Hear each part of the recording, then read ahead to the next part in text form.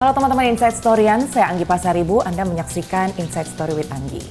Jadi perhitungan rekapitulasi suara pemilu 2024 sudah rampung 14 Februari yang lalu. Tapi nyatanya, perjalanan untuk memperjuangkan demokrasi di Republik ini belum selesai. Pasangan calon presiden dan wakil presiden Anies Baswedan, Muhaimin Iskandar, Ganjar Pranowo dan juga Mahfud MD mengambil langkah hukum, yaitu mengajukan gugatan atas perselisihan hasil pemilu 2024 kemarin.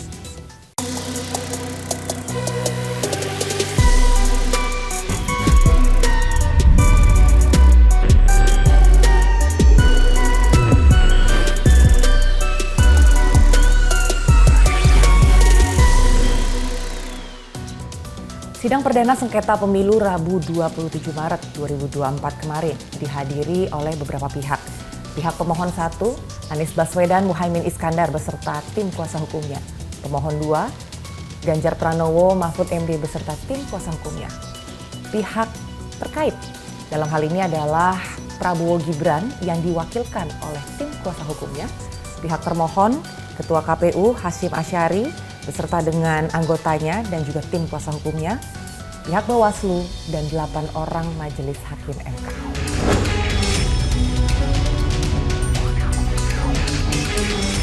Jam 8 pagi, paslon nomor urut 1 Anies Baswedan dan Muhaimin Iskandar mendatangi gedung MK sebagai pemohon pertama. Sempat terjadi kericuhan antara massa yang pro dan yang kontra dengan hasil pemilu 2024. Anies menyampaikan ada 9 petitum di hadapan Majelis Hakim MK. Salah satunya meminta Mahkamah Konstitusi untuk melakukan pemungutan suara ulang tanpa Prabowo Gibran atau tanpa Gibran sebagai pendamping Prabowo. Dan bukan hanya itu, bahkan tim hukum Amin meminta Hakim MK memanggil Menteri Sosial dan Menteri Keuangan untuk dimintai keterangannya. Mereka mengatakan kalau kehadiran menteri tersebut penting untuk membuka cerita serta fakta terkait pengerahan sumber daya negara dalam pemilu kemarin. Dan selesai sidang pembacaan permohonan dari pemohon 1, saya dan tim Inside Story melihat situasi yang ada di sekitar Patung Kuda.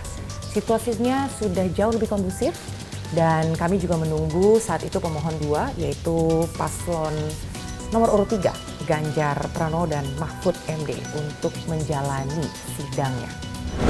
Ya teman-teman Inside Storyan, bisa dilihat sekarang ini saya ada di area Patung Kuda. Suasana sudah mulai kondusif karena tadi pagi memang sempat ricuh. Dan jam 8 pagi tadi paslon nomor urut 1, Anies Baswedan dan Muhaimin Iskandar sudah mendatangi MK dan juga sudah menyampaikan permohonannya terkait dengan dugaan kecurangan pemilu 2024. Jadi memang hari ini, hari Rabu 27 Maret 2024 menjadi sidang perdana sengketa pemilu. Karena di belakang saya untuk menuju gedung MK sudah ditutup dengan beton dan juga pagar berduri. Jadi kita, tim Inside Story mau coba masuk dari pintu samping.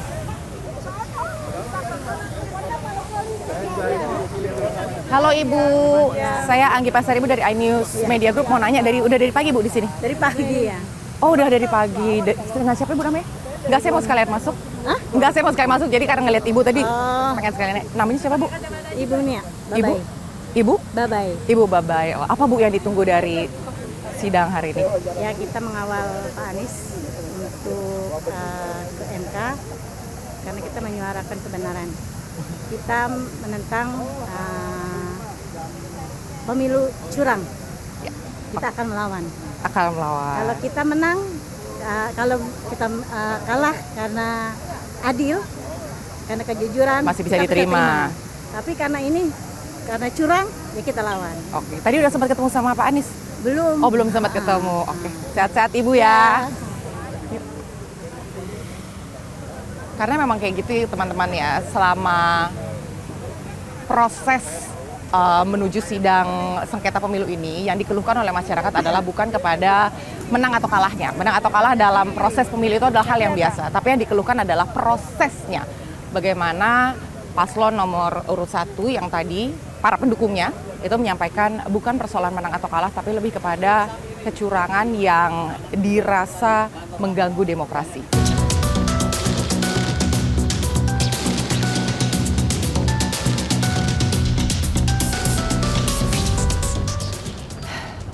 Sampai juga ya, pas di depan gedung MK.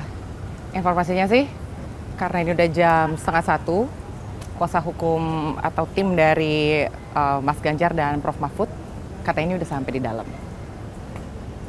Cuman seperti tidak ada kehidupan di depan sini. Apakah sudah masuk ke ruang sidang atau di manakah berada? Kita coba cari yuk, kita lihat ruangan-ruangan, siapa tahu memang ada ruangan khusus gitu kan untuk diskusi tim sebelum masuk ke ruang sidang.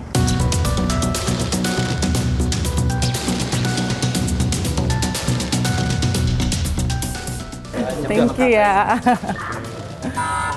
Jadi sekarang masuknya harus pakai barcode. Tadi belum masuk, ternyata nomor handphonenya salah, Bo. Masuk yuk.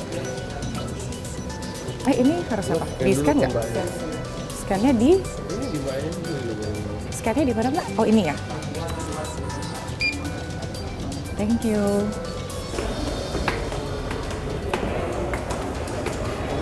Oh, belum rame. Itu Yusril cuy. Itu Yusril dari 02.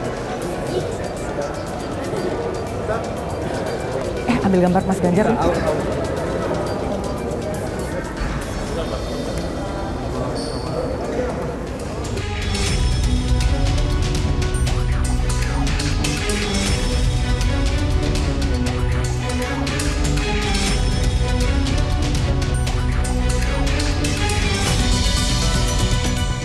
Iya, masuk yuk.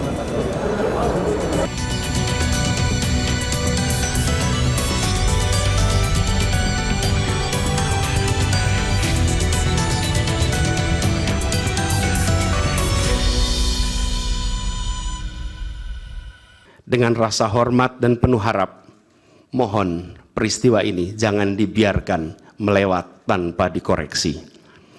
Rakyat Indonesia menunggu dengan penuh perhatian, dan kami titipkan semua ini kepada Mahkamah Konstitusi yang berani, independen, untuk menegakkan keadilan dengan penuh pertimbangan. Kami mendukung Yang Mulia untuk tidak membiarkan demokrasi ini terkikis oleh kepentingan kekuasaan yang sempit, tidak membiarkan cita-cita reformasi yang telah lama diperjuangkan menjadi sia-sia. Tindakan dan keputusan Mahkamah Konstitusi terkait dengan jadwal pemilihan kepala daerah serentak serta keputusan penghapusan pasal pencemaran nama baik telah memberikan kepada kami harapan bahwa independensi, keberanian, ketegasan dalam menegakkan keadilan hadir kembali di Mahkamah Konstitusi ini. Hampir sama dengan pemohon 1, pemohon 2 tim kuasa hukum Ganjar Pranowo dan Mahfud MD juga menyampaikan petitumnya. Di hadapan majelis hakim meminta agar adanya pemungutan suara ulang untuk paslon nomor urut 1 dan 3, sementara paslon nomor urut 2 Prabowo Subianto dan Gibran Rakabuming Raka didiskualifikasi. Kita telah menjadi saksi bahwa pada satu titik dalam perjalanan bangsa ini, seluruh warga negara pernah dipersatukan oleh semangat yang sama untuk melakukan reformasi. Untuk apa? Untuk memperjuangkan hal yang sangat esensial bagi kehidupan berbangsa dan bernegara. Untuk mengkoreksi pemerintahan yang saat itu kita anggap melenceng, membelenggu kebebasan warga, menebar ketakutan, dan menjauhkan negara ini dari cita-cita luhurnya. Dan kita tahu bahwa reformasi bukanlah sesuatu yang kita dapatkan cuma-cuma. Saudara-saudara kita, kerabat kita, dan sahabat kita menjadi korban. Dan kita harus rela kehilangan mereka selamanya. Mereka mengikhlaskan hidup mereka agar negara ini benar-benar dijalankan dengan rasa hormat yang setinggi-tingginya kepada seluruh warga negara oleh pemerintahan yang mampu memikul amanat proklamasi. Kami berharap MK mengambil langkah penting untuk menyelamatkan masa depan demokrasi dan hukum di Indonesia. Jangan sampai timbul persepsi bahkan kebiasaan bahwa pemilu hanya bisa dimenangkan oleh yang punya kekuasaan atau yang dekat dengan kekuasaan dan mempunyai uang berlimpah. Jika ini dibiarkan terjadi, berarti keberadaan kita menjadi mundur. Kami berharap agar Majelis Hakim MK dapat bekerja dengan independen, penuh martabat dan penghormatan. Bagi kami yang penting bukan siapa yang menang, siapa yang kalah. Bagi kami, masalah ini adalah beyond election. melainkan harus merupakan edukasi kepada bangsa ini untuk menyelamatkan masa depan Indonesia dengan peradaban yang lebih maju melalui antara lain berhukum dengan elemen dasar sukmanya yaitu keadilan substantif, moral, dan etika. Dengan demikian sidang selesai dan ditutup.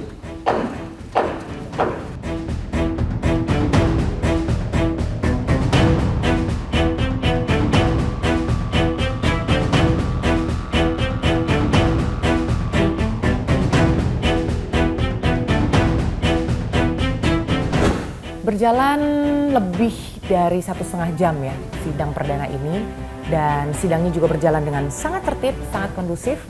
Begitu sidang selesai, dari tim kuasa hukum beserta dengan Ganjar Pranowo dan Mahfud MD langsung menuju ke depan rekan-rekan media untuk melakukan doorstop. Dan setelah itu, saya dan tim Inside Story meminta sedikit waktu dengan Mas Ganjar dan juga dengan Pak Todung untuk berbincang sebentar terkait dengan jalannya persidangan saat itu.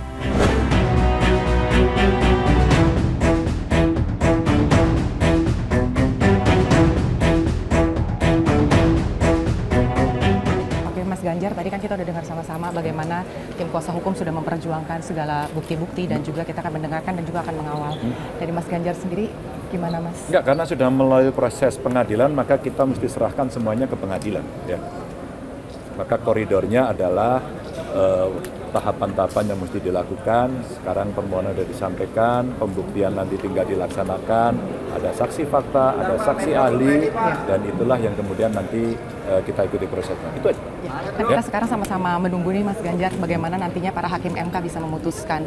Dan dari Mas Ganjar sendiri, perubahan yang bisa dilakukan dari seluruh carut marut itu tadi disampaikan hanya butuh 5 orang berani untuk memutuskan nasib jalannya demokrasi ini. Jadi sebenarnya butuh 5 orang itulah yang mesti kita berikan dukungan agar Mahkamah Konstitusi kembali pada marwahnya, pernah dijadikan contoh dunia bahwa kita punya daulat yang cukup bagus dalam menegakkan konstitusi ya. Terima kasih. Yuk.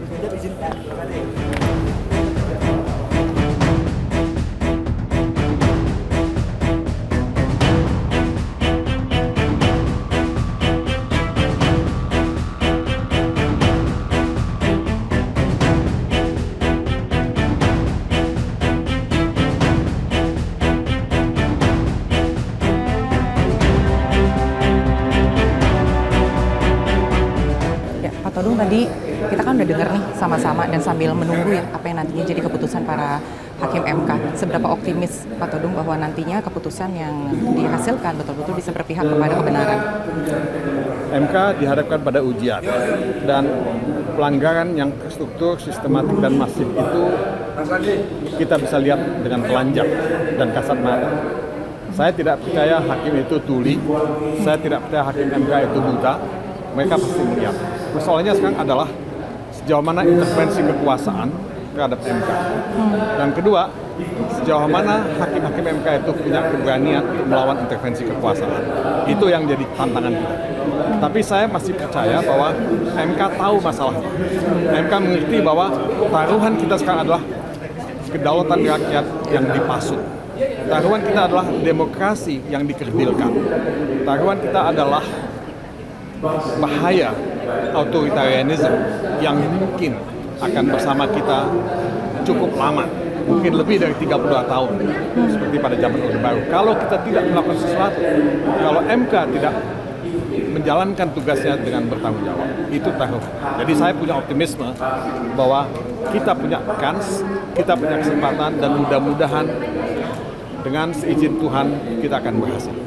Ya. Good luck Pak Todung. Makasih ya.